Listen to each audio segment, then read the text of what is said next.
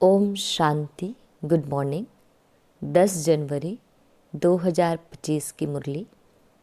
सार है मीठे बच्चे, बाप तुम्हें ज्ञान योग की खुराक खिलाकर जबरदस्त खातिरी करते हैं, तो सदैव खुश मौज में रहो और श्रीमत अनुसार सबकी खातिरी करते चलो।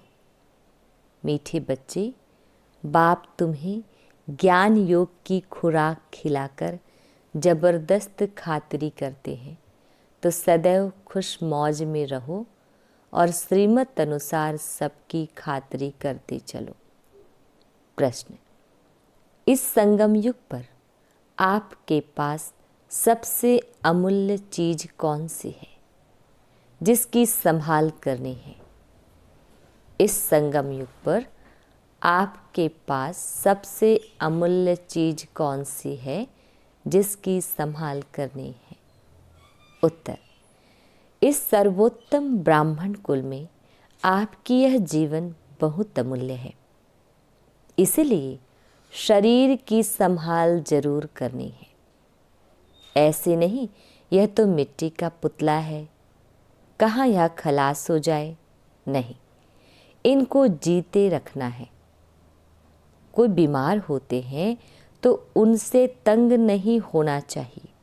उनको बोलो तुम शिव बाबा को याद करो। जितना याद करेंगे उतना पाप कटते जाएंगे। उनकी सर्विस करनी चाहिए। जीता रहे, शिव बाबा को याद करता रहे। ओम शांति। डिटेल: ज्ञान का तीसरा नेत्र देने वाला रूहानी बाप बैठ रूहानी बच्चों को समझाते हैं। ज्ञान का तीसरा नेत्र सिवाय बाप के और कोई दे नहीं सकता। अभी तुम बच्चों को ज्ञान का तीसरा नेत्र मिला है। अभी तुम बच्चे जानते हो कि यह पुरानी दुनिया बदलने वाली है। बेचारे मनुष्य नहीं जानते कि कौन बदलाने वाला है और कैसे बदलाते हैं, क्योंकि उन्हों को ज्ञान का तीसरा नेत्र ही नहीं है। तुम बच्चों को अभी ज्ञान का तीसरा नेत्र मिला है, जिसे तुम सृष्टि के आदि मध्य अंत को जान गए हो। यह है ज्ञान की सैक्रीन। सैक्रीन की एक बूंद भी कितनी मीठी होती है। ज्ञान का एक ही अक्षर है, मन मना भव। यह अक्षर कितना मीठा है। अपने को आत्मा समझ बाप को याद करो। बाप शांति धाम और सुखधाम का रास्ता बता रहे हैं। बाप आए हैं बच्चों को स्वर्ग का वर्षा देने। तो बच्चों को कितनी खुशी रहनी चाहिए। कहते भी हैं खुशी जैसी खुराक नहीं। जो सदैव खुश मौज में रहते हैं उनके लिए यह जैसे खुराक होती है। 21 जन्म मौज में रहने की यह जबरदस्त खुराक है। यह खुराक सदैव एक दो को खिलाते रहो। यह है एक दो की जबरदस्त खातिरी। ऐसी खातिरी और कोई मनुष्य की कर ना सके। तुम बच्चे श्रीमत पर सभी की रूहानी खातिरी करते हो। सच्ची सच्ची खुश खैराफत भी यह है, किसको बाप का परिचय देना। मीठे बच्चे जानते हैं बेहद के बाप द्वारा हमको जीवन मुक्ति की सौगात मिलती है। सतयुग में भारत जीवन मुक्त था, पावन था। बाप बहुत बड़ी ऊंची खुराक देते हैं। तब तो गायन है, अतीन्द्रिय सुख पूछना हो तो गोप गोपियों से पूछो। यह ज्ञान और योग की कितनी फर्स्ट क्लास वंडरफुल खुराक है। और यह खुराक एक ही रूहानी सर्जन के पास है और किसको इस खुराक का मालूम ही नहीं है। बाप कहते हैं, मीठे बच्चों, तुम्हारे लिए तीरी अर्थात हथेली पर सौगात ले आया हूं। मुक्ति, जीवन मुक्ति की यह सौगात मेरे पास ही रहती है। कल्प कल्प मैं ही आकर तुमको यह सौगात देता हूं, फिर रावण छीन लेता है। तो अभी तुम बच्चों को कितना खुशी का पारा चढ़ा रहना चाहिए। तुम जानते हो, हमारा एक ही बाप, टीचर और सच्चा सच्चा सद्गुरु है जो हमको साथ ले जाते हैं। मोस्ट बिलवेड बाप से विश्व की बादशाही मिलती है। यह कम बात है क्या? बच्चों को सदैव हर्षित रहना चाहिए। Godly student life is the best. यह अभी का ही गायन है ना। फिर नई दुनिया में तुम सदैव खुशियां मनाते रहेंगे। दुनिया नहीं जानती कि सच्ची सच्ची खुशियां कब मनाई जाएगी। मनुष्यों को तो सत्युग का ज्ञान ही नहीं है, तो यहां ही मनाते रहते हैं। परंतु इस पुरानी तमोप्रधान दुनिया में खुशी कहाँ से आई? यहाँ तो त्राही त्राही करते रहते हैं। कितना दुख की दुनिया है। बाप तुम बच्चों को कितना सहज रास्ता बताते हैं। गृहस्थ व्यवहार में रहते कमल फूल समान रहो। धंधा दोरी आदि करते भी मुझे याद करते रहो। जैसे आशिक और माशूक होते हैं, वह तो एक दो को याद करते रहते हैं। वह उनका आशिक, वह उनका माशूक होता है। यहाँ यह बात नहीं है। यहाँ तो तुम सभी एक माशूक के जन्म जन्मांतर से आशिक रहे हो। बाप तुम्हारा कभी आशिक नहीं बनता। तुम उस माशूक को आने लिए याद करते आए हो। जब दुख जास्ती होता है तो जास्ती सुमिरन करते हैं, तब तो गायन भी है। दुख में सिमरन सब करे, सुख में करे न कोई। इस समय जैसे बाप सर्वशक्तिमान है, दिन प्रतिदिन माया भी सर्वशक्तिमान तमोप्रधान होती जाती है। इसलिए अब बाप कहते हैं, मीठे बच्चे, देही अभिमानी बनो। अपने को आत्मा समझ मुझ बाप को याद करो और साथ साथ दैवी गुण भी धारण करो। तुम ऐसे अर्थात लक्ष्मी नारायण बन जाएंगे। इस पढ़ाई में मुख्य बात है ही याद की। ऊंचते ऊंच बाप को बहुत प्यार स्नेह से याद करना चाहिए। वह ऊंचते ऊंच बाप की नई दुनिया स्थापन करने वाला है। बाप कहते हैं, मैं आया हूँ तुम बच्चों को विश्व का मालिक बनाने। इसीलिए अब मुझे याद करो तो तुम्हारे अनेक जन्मों के पाप कट जाएंगे। पतित पावन बाप कहते हैं, तुम बहुत पतित बन गए हो। इसलिए अब तुम मुझे याद करो तो तुम पावन बन और पावन दुनिया का मालिक बन जाएंगे। पतित पावन बाप को ही बुलाते हैं ना। अब बाप आए हैं तो जरूर पावन बनना पड़े। बाप दुख हरता सुख करता है। बरोबर सतयुग में पावन दुनिया थी तो सभी सुखी ही थे। अब बाप फिर से कहते हैं, बच्चे, शांति धाम और सुख धाम को याद करते रहो। अभी है संगम युग। खिवैया तुमको इस पार से उस पार ले जाते हैं। नैया कोई एक नहीं, सारी दुनिया जैसे एक बड़ा जहाज है, उनको पार ले जाते हैं। तुम मीठे बच्चों को कितनी खुशियां होनी चाहिए। तुम्हारे लिए तो सदैव खुशी ही खुशी है। बेहद का बाप हमको पढ़ा रहे हैं। वाह, यह तो कभी ना सुना ना पढ़ा। भगवान उवाच, मैं तुम रूहानी बच्चों को राजयोग सिखा रहा हूँ। तो पूरी रीति सीखना चाहिए, धारणा करनी चाहिए, पूरी रीति पढ़ना चाहिए। पढ़ाई में नंबरवार तो सदैव होते ही हैं। अपने को देखना चाहिए, मैं उत्तम हूँ, मध्यम हूँ व कनिष्ठ हूँ। बाप कहते हैं अपने को देखो, मैं ऊंच पद पाने के लायक हूँ। रूहानी सर्विस करता हूँ, क्योंकि बाप कहते हैं बच्चे सर्विसेबल बनो, फॉलो करो। मैं आया ही हूँ सर्विस के लिए, रोज सर्विस करता हूँ, इसलिए ही तो यह रथ लिया है।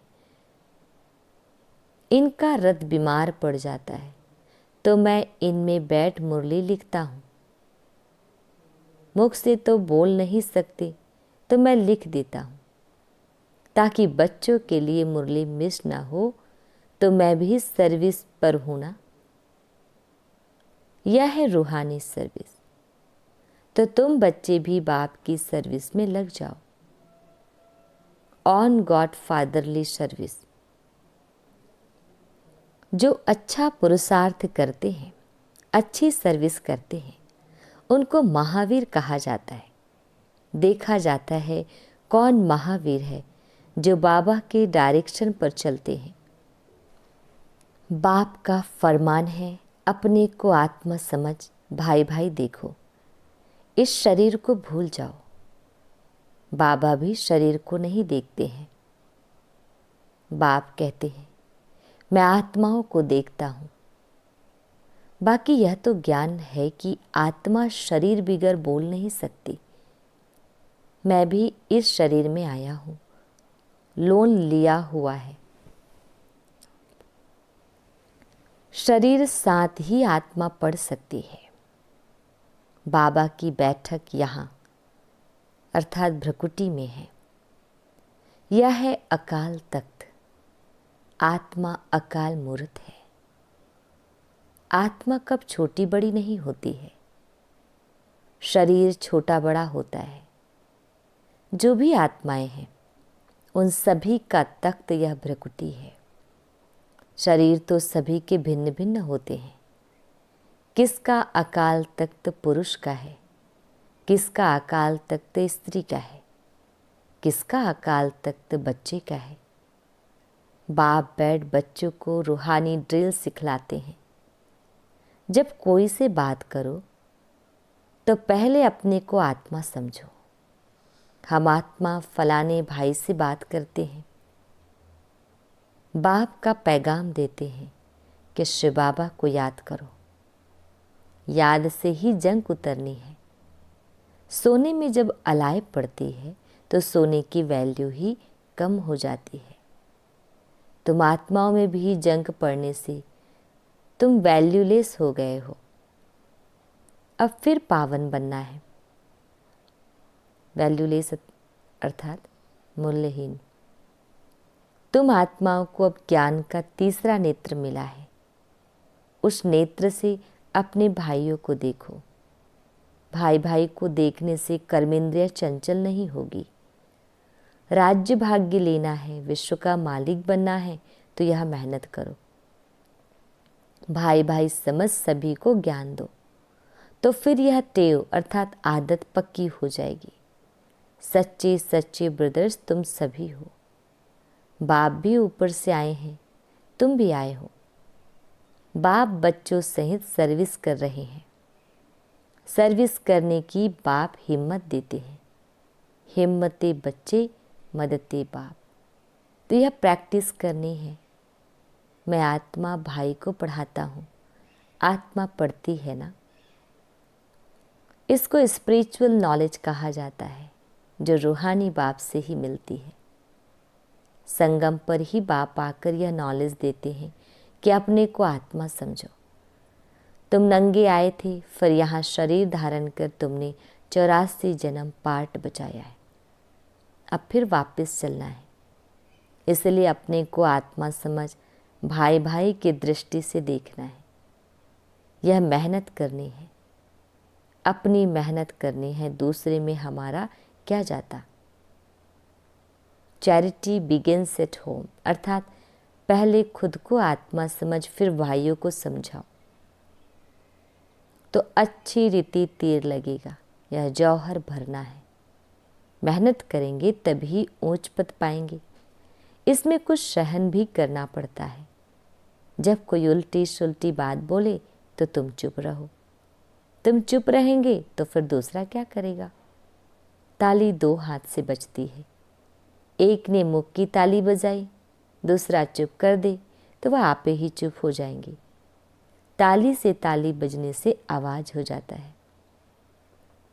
बच्चों को एक दो का कल्याण करना है। बाप समझाते हैं, बच्चे सदैव खुशी में रहने चाहते हो तो मन मना भो। अपने को आत्मा समझ बाप को याद करो। भाइयों अर्थात आत्माओं तरफ देखो। तो बच्चों को रूहानी यात्रा पर रहने की आदत डालनी है। तुम्हारे ही फायदे की बात है। बाप की शिक्षा भाइयों को देनी है। बाप कहते हैं, मैं तुम आत्माओं को ज्ञान दे रहा हूँ। आत्मा को ही देखता हूँ। मनुष्य मनुष्य से बात करेंगे तो उनके मुंह को देखेंगे ना। तुम आत्मा से बात करते हो तो आत्मा को ही देखना है।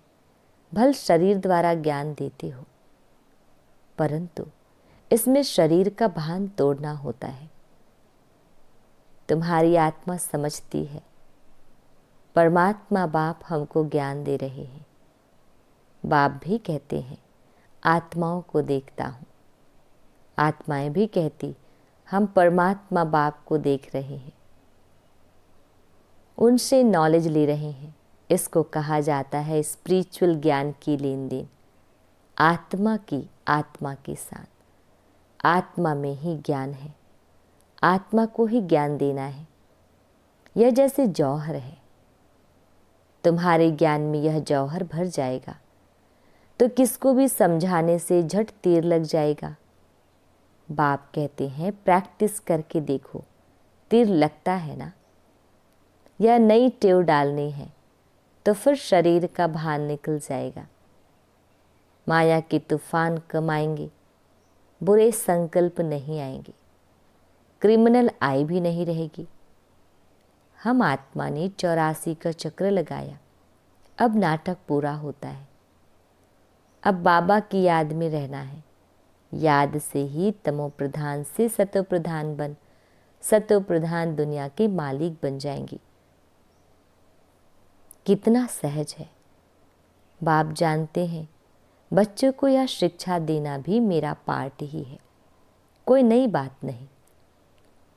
हर 5000 वर्ष बाद हमको आना होता है। मैं बंधायमान हूँ। बच्चों को बैठ समझाता हूँ, मीठे बच्चे रूहानी याद की यात्रा में रहो तो अंत मते सो गति हो जाएगी। यह अंत काल है ना।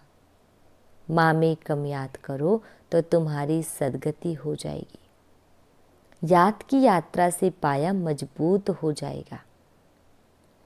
यह देही अभिमानी बनने की शिक्षा एक ही बार तुम बच्चों को मिलती है।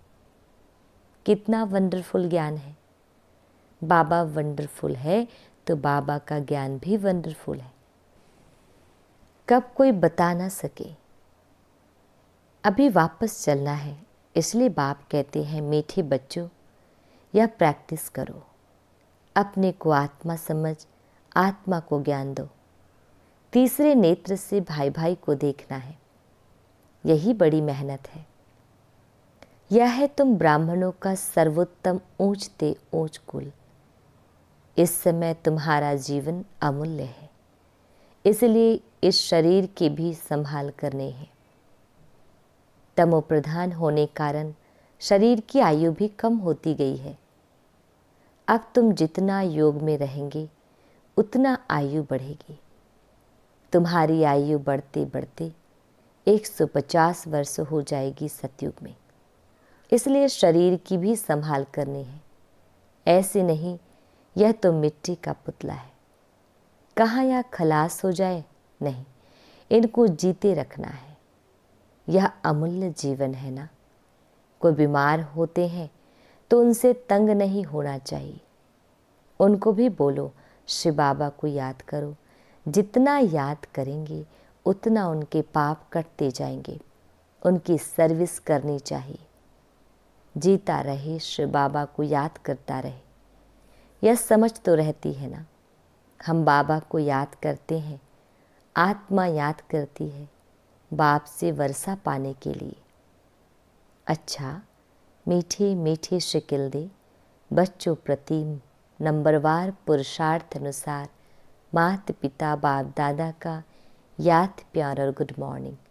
रूहानी बाप की रूहानी बच्चों को नमस्ते।